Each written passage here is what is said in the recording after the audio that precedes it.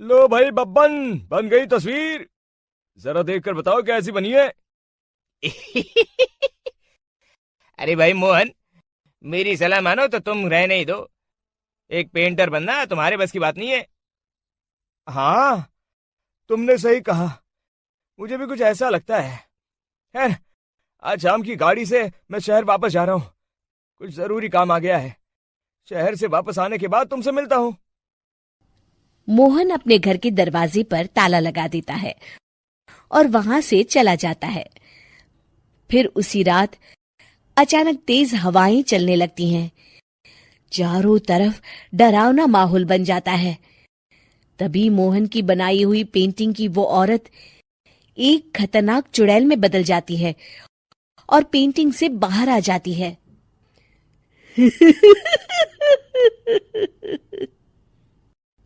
चुड़ैल घर के बाहर चली जाती है।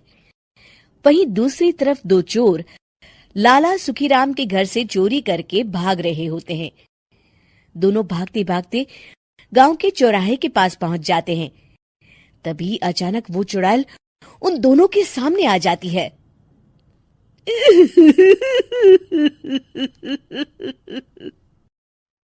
अरे मर गया रे। ये चुड़ैल कहाँ से आ गई?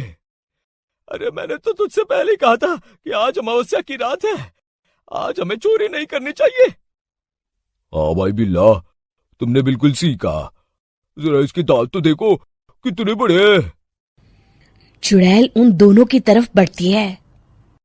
अरे चुड़ैल दीदी, तुम चाहो तो ये सारे पैसे और जेवर ले लो, लेकिन हम दोनों को कुछ मत करना।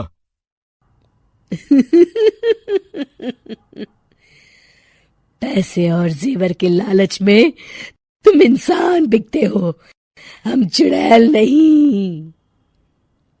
तभी चुड़ैल उन दोनों चोरों को पुतले बना देती है।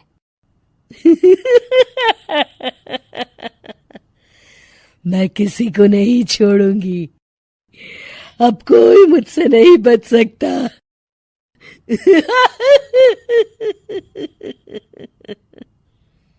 चुड़ैल अपने अगले शिकार की खोज में वहां से चली जाती है। गांव की दूसरी ओर जाने पर चुड़ैल को हरिया, बिरजू और बब्बन दिखाई देते हैं। आज संडे है। आज कपिल शर्मा शो देखने का दिन है। जोर से बोलो। आज संडे है। मैंने नहीं सुना। आज संडे है। आज कपिल शर्मा देखने का दिन है। हाँ, ये हुई ना बात। अरे ये कपिल शर्मा कौन है जो ये लोग उसे देखने के लिए इतने उतावले हुए जा रहे हैं? खैर, मुझे क्या, मैं अभी इन दोनों को मजा चखाती हूँ। चुड़ैल तेजी से उड़कर उन तीनों के सामने आकर खड़ी हो जाती है।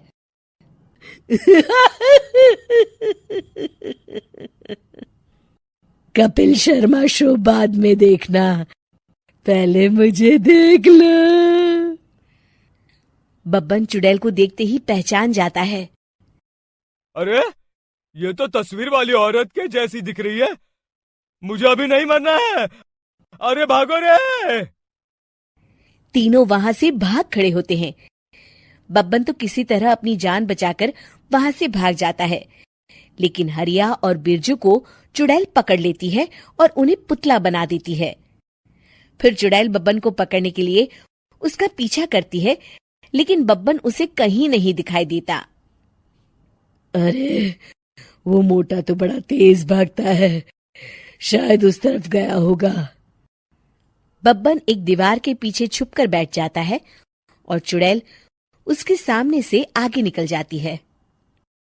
बाल बाल बच गया। अगली सुबह बब्बन सभी गांव वालों को सारी बात बता देता है। फिर उस चुड़ैल के डर से रोज शाम होते ही पूरे गांव में सन्नाटा छा जाता था और कोई भी अपने घर के बाहर नहीं निकलता था। अरे ये क्या हो गया? इतनी देर से घूम रही हूं, अभी तक एक भी आदमी नहीं मिला। अरे कहां मर गए सबके सब? चुड़ैल वहां से चली जाती है, इस तरह कुछ दिन बीत जाते हैं। फिर एक दिन मोहन गांव वापस आता है। बब्बन उसे बताता है कि उसकी बनाई तस्वीर से एक चुड़ैल बाहर आ गई है। मोहन समझ जाता है कि ये कोई आम कागज नहीं है। वो जो भी उस कागज पर बनाएगा वो असलियत का रूप ले लेगा। अरे मोहन भाई, अब तुम क्या करने वाले हो? मेरे पास एक बहुत बढ़िया तरकीब है। मैं इस कागज पर उस चुड़ैल की एक ऐसी तस्वीर बनाऊंगा जिसमें वो तपती धूप के नीचे खड़ी दिखाई देगी, और फिर जैसे ही सवेरा होगा वो चुड़ैल इस कागज से निकलकर बाहर चली जाएगी और सूरज की तेज धूप में जलकर राख हो जाएगी। मोहन बिल्कुल वैसे ही तस्वीर बना देता है और जैसे ही सवेरा होता है वो चुड़ैल कागज से निकलकर बाहर धूप में चली जाती है और सूरज की गर्मी बर्दाश्त नहीं कर पाती और जलकर राख हो जाती है।